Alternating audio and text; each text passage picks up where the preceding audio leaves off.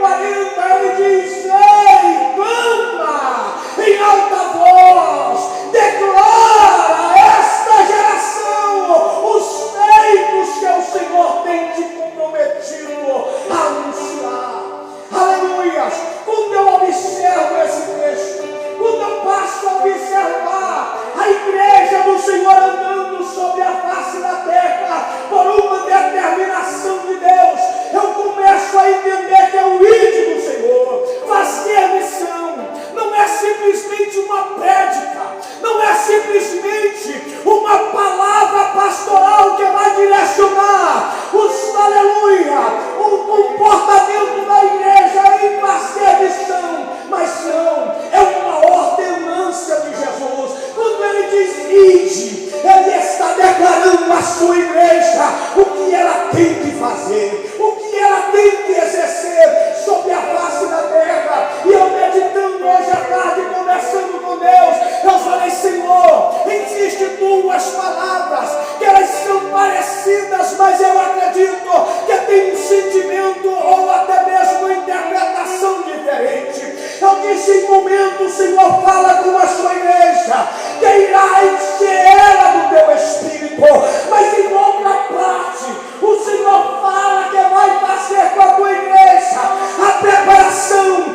de um revestimento de poder. E quando estamos a falar sobre missão, irmão Cassinho, é um tanto importante, porque não existe missão no acomodismo, não existe missão dentro de um parâmetro em que nós se detemos a escolher o dia em que quer fazer ou que não quer fazer. Mas quando Deus ele levanta a sua voz e diz ide, é porque ele quer nos ensinar acerca do que é ser cheio do Espírito e o que é ser revestido pelo Espírito de Deus. Parece até a mesma coisa, mas não é. Parece ser a mesma atuação do Espírito, mas não é. Aleluia!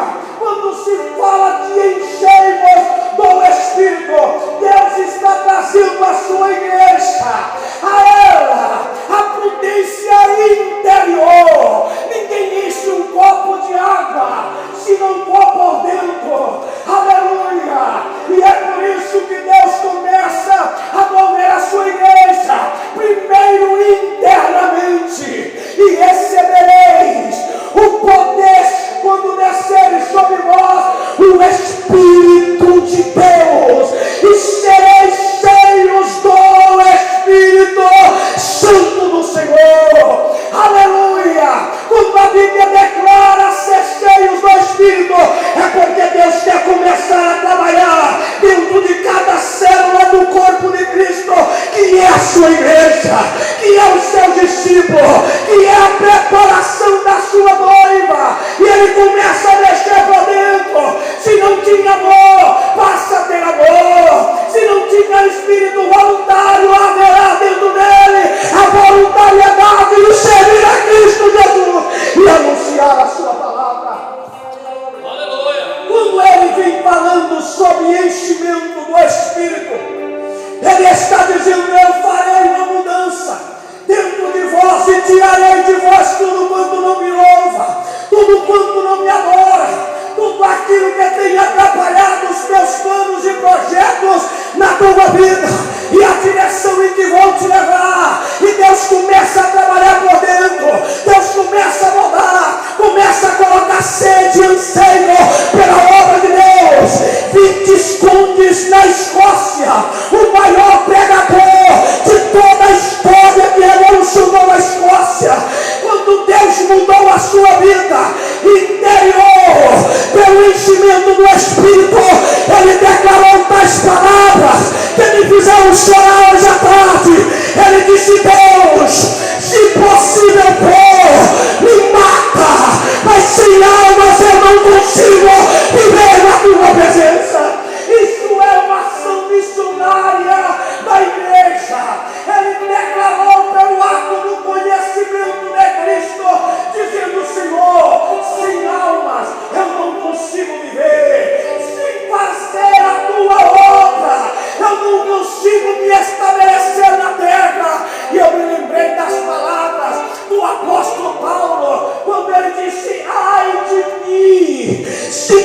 anunciar este Evangelho. Ai de mim se não anunciar a Cristo Jesus. Estamos em um momento de consciência, e esses dias eu pude escutar, e é totalmente contrário ao que Deus diz no seu texto. Tudo quanto Deus fez, Ele fez de um bracinho para se revelar ao homem. Tudo quanto Deus projetou e deixou escrito sobre a sua palavra, Ele deixou como uma projeção para que o homem pudesse conhecer a Ele. E posteriormente Ele recebeu aos céus e disse: olha agora, fazei a minha obra, porque eu vos tenho preparado por dentro. E agora vem a maior parte do Senhor, quando Ele ascende aos céus. Quando Ele veio para mexer a estrutura espiritual interna de todo ser humano. É por isso que quando Ele pregava sobre missão, quando Ele anunciava as boas novas de salvação, os judeus no seu coração, eles começavam a razoar, e Ele percebia tudo quando estava saindo de dentro deles para fora. Mas quando chegou a parte que Ele ascendeu aos céus, Ele agora diz: eu vou para o Pai, mas eu não vos deixarei órfãos. Eu vos enviarei o Espírito Santo, e Ele estará convosco todos os dias até a consumação dos séculos. Quando Jesus Ele falou que o Espírito de Deus Ele viria e revestiria a sua igreja, e Jesus falou de algo diferente. Jesus disse: eu já ensinei eles, eu já preparei eles, eles já renunciaram ao mundo, eles já abandonaram as práticas do pecado, porque o meu Espírito mora dentro deles e nos encheu com a minha presença, e a minha presença aniquila tudo aquilo quanto não me louva. Aleluia! E quando Ele vem para revestir, Paulo escrevendo aos Efésios, Paulo diz o seguinte: revestivos de toda a armadura de Deus, para que possais resistir no dia mau, porque a vossa luta não é contra a carne nem contra o sangue, mas é contra os principados e potestades, contra os dominadores deste século, contra as hostes espirituais da maldade que atuam nas regiões celestiais. Paulo diz que revestimos de toda a armadura de Deus, e depois de ter feito tudo, permanecei firme para a vossa salvação. Ele estava dizendo: ei, eu já vos revesti, ou seja, eu já vos enchi com o meu Espírito, mas há um detalhe entre encher e revestir, porque quando alguém está cheio do Espírito, o revestimento da graça de Deus, ela vem sobre ele adornando, colocando sobre ele as armaduras certas para levar e glorificar o nome do Senhor, com a sua ação missionária direta em uma confrontação de guerra.